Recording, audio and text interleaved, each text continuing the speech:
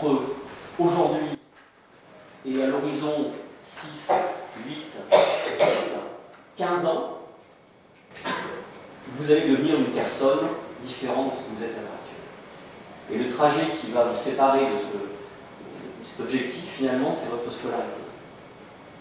Vous allez être amené et commencer à faire des choses à l'entrée de seconde qui vont avoir de l'influence, bien sûr, sur votre parcours scolaire, mais également sur votre vie future. Donc je ne vais pas dire que ça commence maintenant, parce que vous avez une scolarité en collège auparavant, donc déjà vous avez acquis des compétences, mais certains de vos choix, vous commencez à influer de façon importante sur la vie que vous allez avoir par la suite. Donc aujourd'hui, on va vous présenter une conférence qui a été filmée il y a maintenant 3 ans sur la vie étudiante. Et pour nous, l'objectif, c'était de peut-être essayer de comprendre qu'il n'y a pas vraiment de fracture ou de rupture dans toute votre scolarité, mais une évolution et des changements que vous allez réussir rapidement, ou peut-être que vous allez mettre un peu plus de temps à comprendre et à acquérir finalement. Et on parle également du continuum Bac-3, Bac+3. C'est un petit peu le thème de ce dont nous allons parler par la suite. Donc le choix de vous imaginer quelque part dans le post-bac, c'est aussi pour faire référence aux changements que vont induire votre passage ici.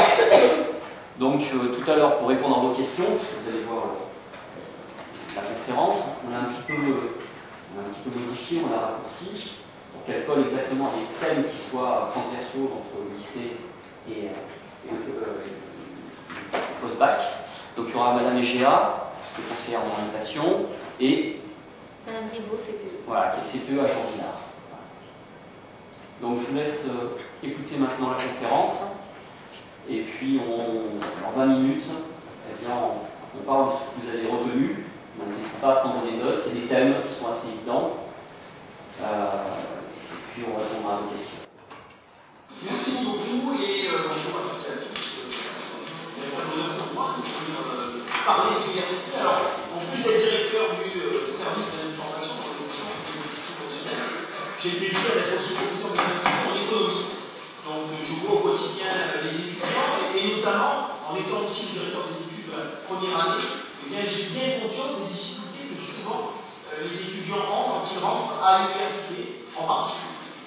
Alors pour moi aujourd'hui, l'occasion c'est de vous montrer que les études, alors à l'université ou même un cycle plus court, c'est-à-dire eh bien l'idée véritablement c'est d'aborder les études avec une certaine rigueur. C'est ce que je vais essayer de mettre en évidence. Premièrement, et puis deuxièmement, vous montrer que l'université a beaucoup changé, a beaucoup évolué, et peut-être rassurer certains sur ce qu'est l'université aujourd'hui. Parce que certains d'entre vous ont une image assez poussiéreuse, assez vieillissante de ce qu'est l'université. Et je vais parler évidemment pour l'université Montpellier 1, qui est une université pluridisciplinaire, mais l'ensemble des informations que je vais vous donner, elles concernent aussi l'ensemble des universités de l'académie. Peu importe si vous venez à l'université, c'est que vous puissiez réussir. Et réussir, j'en parlerai aussi, de manière épanouie. Parce que là encore, la vie étudiante, c'est une vie évidemment d'études, mais c'est aussi une vie culturelle, associative, je vais en parler, festive aussi. Et que si vous savez gérer votre temps, si vous êtes responsable dans votre étude, eh bien vous verrez que vous allez passer, pour la plupart d'entre vous, en réussissant les plus belles années de votre vie. Je m'explique. Alors, premier élément, la préparation aux études d'université. Alors moi, ce qui me semble très important, c'est que vous puissiez, pendant vos 3 ou 5 années d'études, apprendre à donner du sens à votre parcours d'études. Alors bien sûr, cette année, j'insiste, informez-vous. Et surtout, ne faites pas vos choix par défaut. Il y a une première question qui se pose. Est-ce que je fais un cycle plutôt court après mon baccalauréat, ou est-ce que je fais un cycle d'études un peu plus long? De manière très concrète, est-ce que je fais un BTS, IUT, FUT, ou est-ce que je vais à l'université sur un cycle qui sera beaucoup plus long? Bac+3, Bac+5. C'est un choix qu'il faut vous poser aujourd'hui. Alors, pourquoi j'insiste là-dessus? Parce que le premier choix, c'est de dire, bon, je vais rassurer mes parents.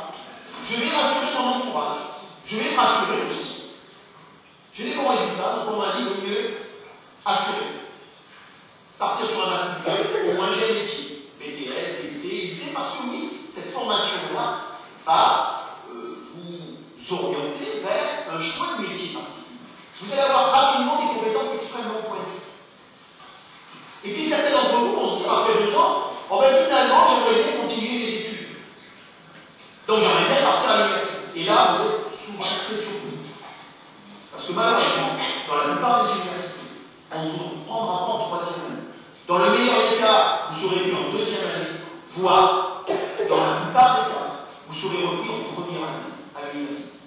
Parce que vous n'avez pas les prérequis pour suivre dans de bonnes conditions ces études plus longues. Pour réaliser ce que vous fassiez en concertation avec les conseillers de formation et d'orientation qui sont là pour vous aider. Et donc ça veut dire quoi? Eh bien ça veut dire qu'il faut que vous bénéficiez de toutes les sources d'informations dont vous disposez au lycée. Vous avez vos professeurs principaux, vous avez vos conseillers d'orientation, vous avez des salons d'information qui vous sont proposés, vous avez des journées portes ouvertes qui sont sur les sites des universités. Et ces journées portes ouvertes, si vous voulez faire médecine, si vous voulez faire des filières en économie, si vous voulez aller en sciences, eh bien à ce moment-là, allez sur les sites des universités, informez-vous sur les programmes, sur les taux de réussite, sur l'insertion professionnelle, et puis regardez les journées portes ouvertes. Et n'hésitez pas à aller directement sur les sites, vous renseigner. Vous avez aussi, et ça je crois qu'il faut le dire à vos enseignants du secondaire, vous avez des journées d'immersion qui sont organisées. Les universités, oui, vous accueillent sur les campus pour assister à des cours, pour aller manger au restaurant universitaire, pour visiter les lieux, pour visiter la bibliothèque. Et tout cela, c'est très important parce que quand vous allez faire vos études, il y a bien évidemment la discipline que vous allez suivre. Mais il y a aussi votre lieu d'études, le lieu sur lequel vous allez être. Il y a aussi l'ensemble des formations que vous allez avoir. Rien ne vaut pour un lycéen d'aller passer 1 heure dans un amphithéâtre pour regarder ce qu'on fait dans les cours à l'université. Donc, chose très importante, le meilleur moyen aujourd'hui, vous êtes en terminale, vous êtes en première, le meilleur moyen aussi pour ensuite donner du sens à vos études et vous permettre d'avoir une vraie motivation dans vos études futures, c'est de faire vos choix réfléchis et des choix qui ne soient pas par défaut, par des pressions de la famille, par des pressions de votre entourage direct dans les lycées. Il est important aussi, avec leur conseil bien sûr, de prendre votre décision par rapport à ce que vous avez envie de faire. Et ça c'est fondamental, vous voyez que pour moi, c'est l'une des clés de votre réussite future. Parce que là aussi, donner du sens à ces études, c'est être capable d'avoir une perspective dans vos études. Alors, le système universitaire, il est structuré à 3 niveaux d'études, ce qu'on appelle le système LMD, licence, master, doctorat. C'est-à-dire qu'aujourd'hui, vos études à l'université sont structurées comme les études sont structurées au niveau de l'ensemble des pays européens. L'objectif pour les universités françaises, c'est d'avoir aujourd'hui un système qui est cohérent et identique au système que vous avez dans tous les autres pays de l'Europe. Vous avez d'abord la licence de 3 ans. 3 ans qui vous permettent semestre après semestre d'acquérir des compétences et qui vous permettent ensuite d'obtenir un niveau L3, licence, avec un total de 180 crédits européens. Et ce qui est très important pour vous, j'en parlerai tout à l'heure, c'est que ce niveau licence est reconnu dans l'ensemble des États membres de l'Union européenne. Et ça, c'est très important, parce que vous allez voir que les universités aujourd'hui vous incitent à partir un semestre ou 2 semestres à l'étranger, continuer à étudier. Donc pour nous, il est très important que notre système soit cohérent et homogène avec l'ensemble des systèmes européens. Licence, pas plus. Ensuite, vous avez le master. L'objectif du master est de vous donner une spécialisation avec des compétences beaucoup plus pointues sur le domaine disciplinaire que vous aurez choisi d'approfondir. Et là, il y a 2 années d'études, Master 1, Master 2, qui vous amènent à un niveau Bac plus 5. Là aussi, reconnu au niveau de l'ensemble des pays de l'Union européenne. Et puis ensuite, vous avez la possibilité de faire un doctorat. Alors, vous êtes évidemment en première ou terminale, et vous dites, ce directeur du service d'information et d'orientation, il est bizarre. On va rentrer à l'université et il nous parle d'un niveau Bac plus 8. D'abord en même temps et ensuite on fera jamais 8 ans d'études. J'ai beaucoup d'étudiants en première année, quand je les croise, ils disent voilà, je vais faire un Bac plus 3 puis on verra plus tard. Et puis si vous rentrez dans le rythme, je vous parlerai tout à l'heure, vous arrivez à rendre cohérent vos études, vous allez être de plus en plus motivé, voire passionné par vos études. Parce que plus vous allez avancer dans vos études, plus votre projet d'études sera cohérent avec votre projet professionnel futur. Et donc, plus vous aurez envie de continuer. Et à Bac plus 5, eh bien oui, il y a des étudiants qui ont dit je continue. Avec un contrat doctoral, c'est-à-dire une première expérience professionnelle qui est la rédaction d'une thèse de doctorat. Il y a aujourd'hui des possibilités de financement de thèses de doctorat en 3 ans par des entreprises qui financent avec l'État des thèses de doctorat pendant 3 ans ou pendant 3 ans. Vous allez travailler sur un programme de recherche cofinancé par une entreprise avec une véritable première expérience professionnelle. Donc vous voyez que l'université, c'est la possibilité de s'arrêter à Bac plus 3, de s'arrêter à Bac plus 5 ou au contraire d'aller jusqu'à Bac plus 8. Donc voilà un petit peu le déroulement très général des études à l'université. Vous avez aussi à l'université des filières beaucoup plus courtes, on en a parlé tout à l'heure. Vous avez des TIT qui sont au sein des universités. Vous avez aussi des licences professionnelles, qui sont des filières courtes, que vous pouvez souvent intégrer après un DUT, UT ou ETS, et qui au bout de 3 ans vous donne un métier très identifié, sur lequel vous avez des taux d'insertion professionnelle, licence professionnelle, de l'ordre de 95 à 100%. L'universitaire qui, vous allez le voir, n'est pas si différente que cela de votre vie au lycée. La grande différence, elle est dans l'encadrement en termes de sanctions. Je m'explique. Vous êtes au lycée aujourd'hui. Vous ne venez pas une journée. Vos parents vous seront avertis. Et il va falloir que vous justifiez votre absence. Et au bout d'un certain nombre d'absences qui ne sont pas justifiées, c'est la sanction qui tombe. On vous menace d'exclusion d'établissement. À l'université, pas de sanction de ce type.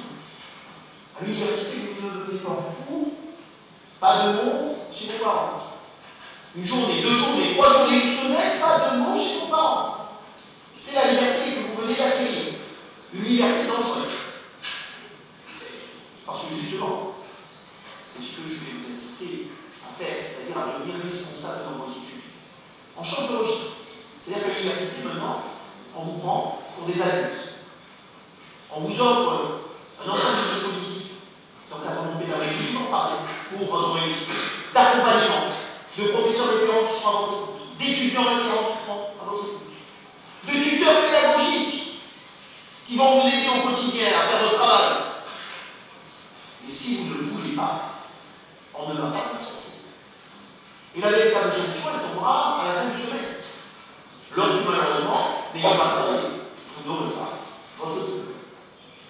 Et c'est là souvent que les étudiants, anciens lycéens, se disent j'ai laissé passer ma chance. C'est pour ça qu'aujourd'hui j'ai ce discours un peu moralisateur, un peu grand-papa, il y en a qui sourient, disant ça, il est vite de faire la morale. Et oui, c'est un discours auquel je crois vraiment, sinon je vous dirais.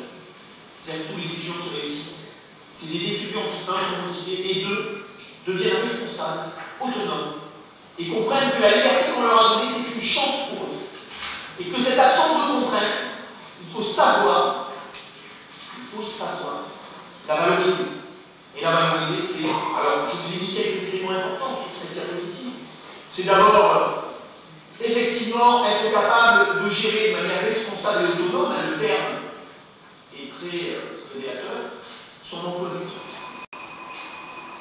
Les étudiants qui réussissent en économie, puisque je suis aussi professeur en économie, ce sont des étudiants qui utilisent la majeure partie de leur temps libre dans la journée pour aller travailler à la bibliothèque. Utilisent la majorité de leur temps libre à la bibliothèque pour préparer leur télé, pour retravailler les cours en amphi qu'ils ont eu. Ce sont ensuite des étudiants qui sont assidus, qui viennent régulièrement, systématiquement, à tous les cours en amphi. Et dans l'amphi, vous imaginez que c'est facile de ne pas droit d'auteur, la facilité consiste à appuyer sur le bouton de réveil en disant écoute, c'est bien gentil réveil, mais on verra ça demain. Je reste couché. Là encore, discours de grand-papa, comme on dit, mais un discours évident. Les étudiants qui ont le baccalauréat logique qui convient, pour les disciplines, bien sûr, qui travaillent régulièrement, qui sont assidus en cours, en travaux dirigés, qui répondent présents à l'ensemble des dispositifs de soutien et d'accompagnement qui leur sont proposés, ces étudiants-là, à 90-95%, réussissent leurs études. Je pèse les 90%. Eh bien voilà, c'est fondamental. Ça veut dire que là encore, on va vous accompagner, vous verrez qu'il y a des travaux dirigés pour vous apprendre les méthodes de travail universitaire. Savoir gérer son temps.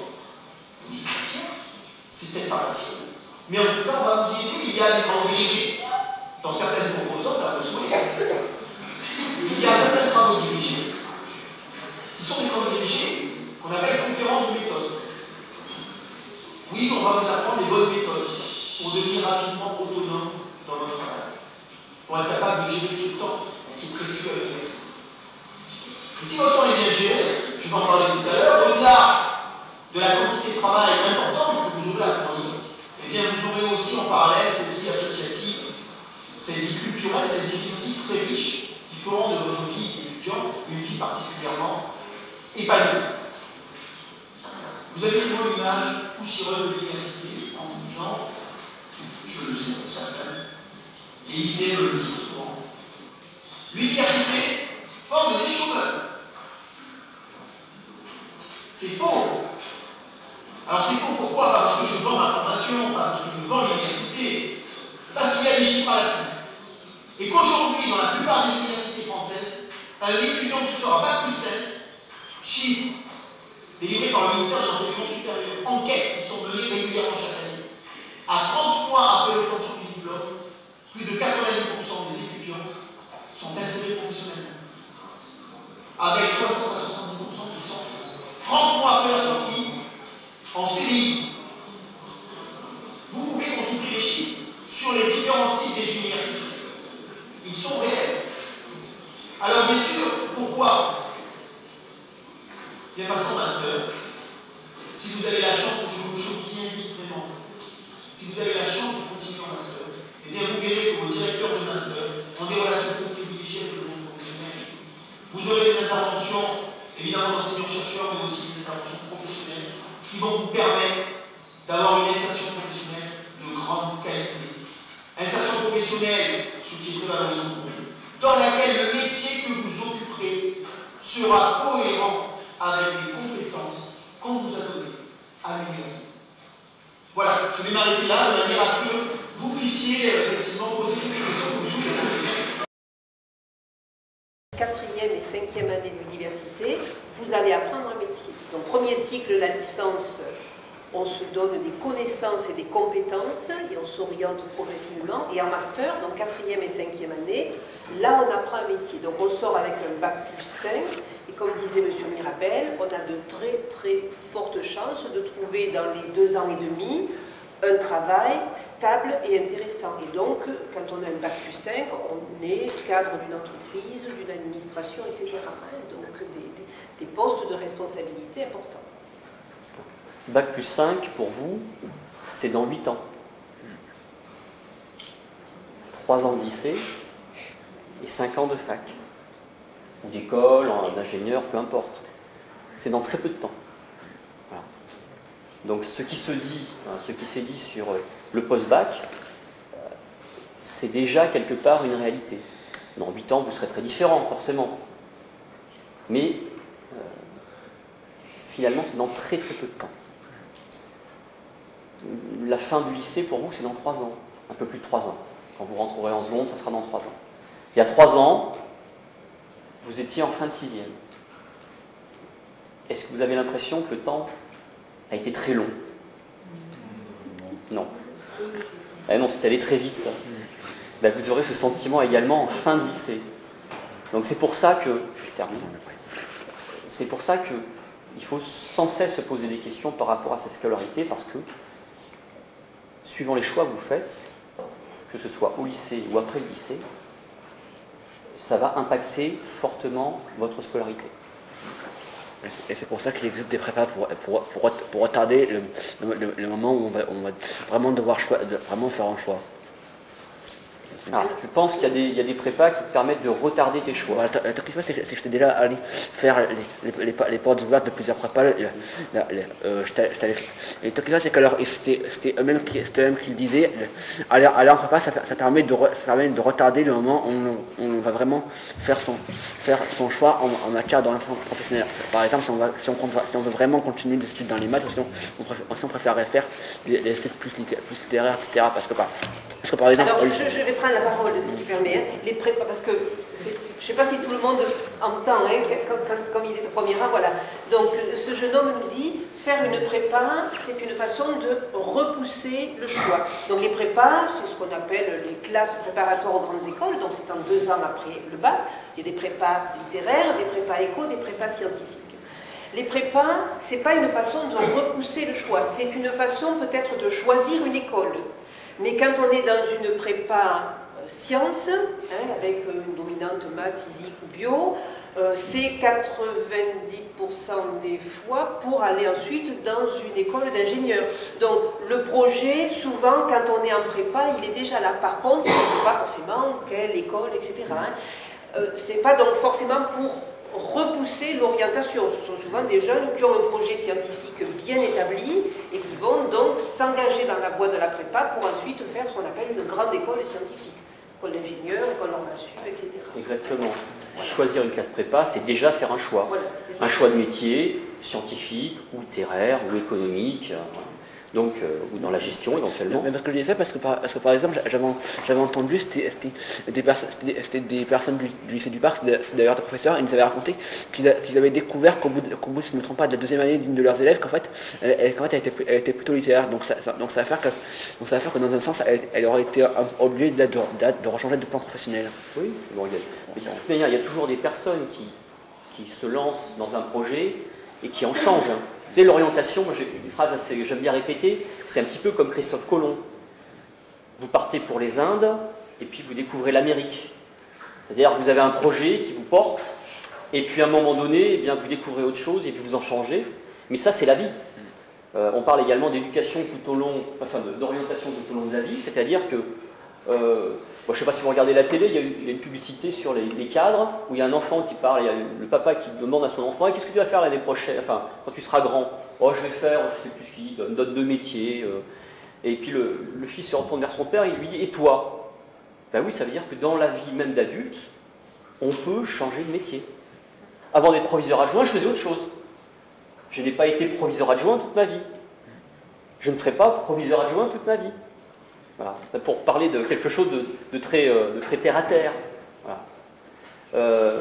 Donc c'est vrai pour beaucoup de personnes. Certains ne changeront pas de métier, mais pour une partie des salariés, eh bien, on change, on évolue. Voilà. On change de place dans l'entreprise, on change de responsabilité. Donc les choix, c'est pas parce que l'année prochaine vous choisissez un enseignement d'exploration bien précis que vous allez finalement, ça va marquer votre vie à jamais et que vous allez être cantonné dans quelque chose. Non.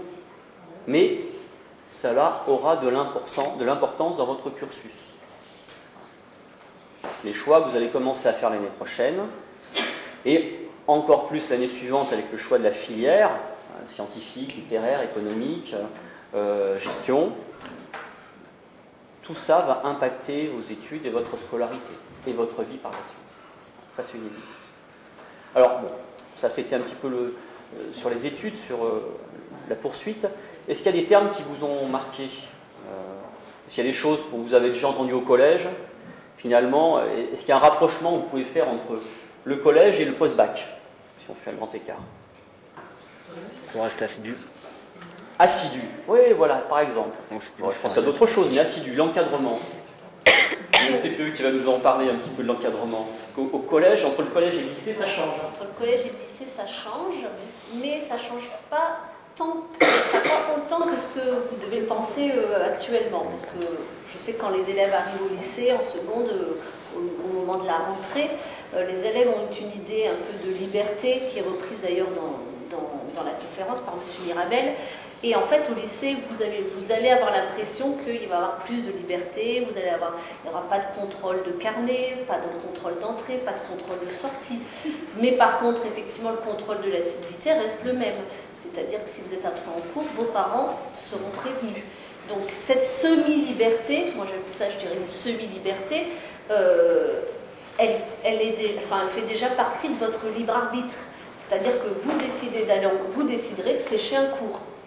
C'est très clair. Je veux dire, si vous partez du lycée alors que vous savez que vous avez cours, vous allez décider de sécher le cours et du coup d'en avoir des conséquences au niveau punition, voire sanction, et effectivement au niveau du retard de cours que vous allez prendre, et tout s'enchaîne.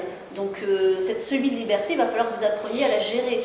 Après, je vais enchaîner là-dessus, les respects les règles de savoir-vivre, de vivre ensemble, de politesse, sont les mêmes au collège qu'au lycée, et qu'ensuite dans votre vie future, hein, vous savez qu'on apprend à vivre ensemble, et que en fait, tout ce que vous apprenez maintenant, c'est pour votre devenir adulte. Donc effectivement, le lycée va vous apprendre et on va vous amener ensemble à devenir des adultes, et effectivement, vous allez avoir une grande partie qui va vous revenir. Et ça, je rejoins M. Mirabel quand il parle de cette vie étudiante. Vous allez également avoir une vie lycéenne, et il va falloir apprendre à gérer les deux. N'empêche que si vous rentrez au lycée, normalement, votre but est d'avoir votre bac. Donc, pour avoir ce bac, il n'y a pas de secret, il faut être en cours, il faut travailler, et on va vous aider. Il y a des référents, il y a des tuteurs pédagogiques également. Voilà, tout est mis en place au lycée pour qu'on vous aide à devenir ces adultes responsables, à avoir votre baccalauréat, à vous aider dans votre choix d'orientation, mais une grande partie va venir de vous. Voilà, et ça, il faut que vous le sachiez dès le premier jour de la rentrée. Je veux dire, on ne va pas effectivement vous dire, on va vous le dire quand même à un moment donné, puisqu'on repérera les élèves qui ne seront pas assidus, etc. Mais le premier jour, vous allez vous dire, waouh, c'est trop bien, on peut partir n'importe comment du lycée. Bon, finalement, vous vous rendrez compte très vite que même si vous pouvez en sortir, voilà, vous êtes vite rattrapé, voilà.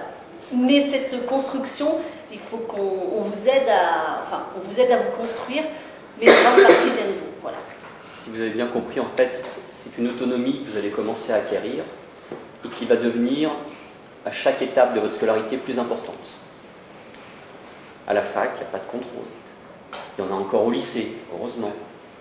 Déjà, on voit au lycée certains élèves qui font fi des règles, et malheureusement, ce que dit également M. Mirabel, c'est que ceux qui pensent que la liberté, c'est de rester au lit le matin ou d'aller jouer aux vidéos, sur des jeux vidéo, au baby-foot dans un bar avec des copains, plutôt qu'être en cours, malheureusement, c'est une liberté qui est dangereuse. Dangereuse parce qu'elle nuit à la scolarité, et forcément, elle nuit à la scolarité future après le bac, et elle nuira également à la vie d'adulte. Donc, c'est vraiment le début de l'autonomie au lycée, mais finalement, ce n'est pas très différent du collège. Il y a toujours les mêmes règles, les mêmes sanctions, et ce n'est vraiment qu'après le bac, où là, on va vous lâcher. Et si vous n'avez pas acquis les bons réflexes au collège, puis au lycée, la liberté, parfois, ça fait tourner la tête. C'est difficile à gérer. Donc ça, c'est vraiment quelque chose d'important. La journée d'un lycéen ne devrait pas être différente de celle d'un collégien. Elle ne devrait pas l'être. Vous avez des emplois du temps, vous allez avoir des emplois du temps, par contre, qui sont un peu plus éclatés dans la journée. L'amplitude d'une journée, c'est 8h, 18h, avec parfois des trous. Bon, parfois vous terminerez à 16h, voilà, avec des emplois du temps ramassés, mais il est fort possible que dans la semaine, vous ayez des espaces de liberté entre certains cours. Parce qu'il y a des classes où vous avez des sections européennes, vous avez du latin, vous avez un tas d'options qui font que, il y a des possibilités pour que certains dans votre classe aient cours et que vous n'ayez pas cours. Voilà. Donc, dans ces moments-là, on peut rentrer et sortir de l'établissement. Tout est fait pour que vous restiez dans l'établissement. Voilà. Aussi bien à Jean Villard qu'ici, il y a une cafétéria, voilà, il y a des lieux conviviaux. Ensuite, il y a des lieux pour travailler, donc les CDI. Mais lorsqu'on arrive en seconde, c'est vrai que la première tentation, c'est d'aller voir à l'extérieur comment ça se passe. Ça fait partie aussi de votre scolarité, ça fait partie de l'apprentissage de l'autonomie. Rien ne vous empêche à un moment donné de sortir, oui. Mais ce qu'il ne faudra surtout pas oublier, c'est que sur ce temps de sortie, voilà, vous allez prendre à l'extérieur, ben, il faudra être là par contre à l'heure pour le cours suivant. Et que le fait de sortir et d'aller à droite à gauche pour du plaisir, hein, pour aller jouer, pour aller ci, pour aller ça, si ce temps est systématiquement pris pour ce genre d'activité, petit plaisir, c'est autant de temps que vous devrez travailler à la maison parce que le travail ne sera pas fait.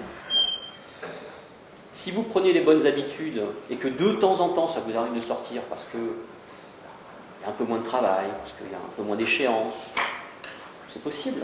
Mais il ne faudra pas oublier que la majeure partie du temps, il vaut mieux être au CDI en train de préparer les cours suivants, préparer le devoir, préparer vos études, et de prendre les bonnes habitudes, plutôt que d'être ailleurs.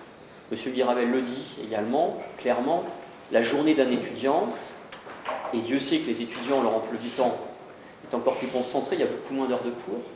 Mais pourquoi? Parce qu'il y a nécessité à un travail personnel beaucoup plus important. Au collège, vous êtes très cadré, vous le serez encore au lycée, et vous le serez moins par la suite. Certains, en collège, réussissent très bien à l'heure actuelle sans travailler. Ce ne sera plus vrai par la suite.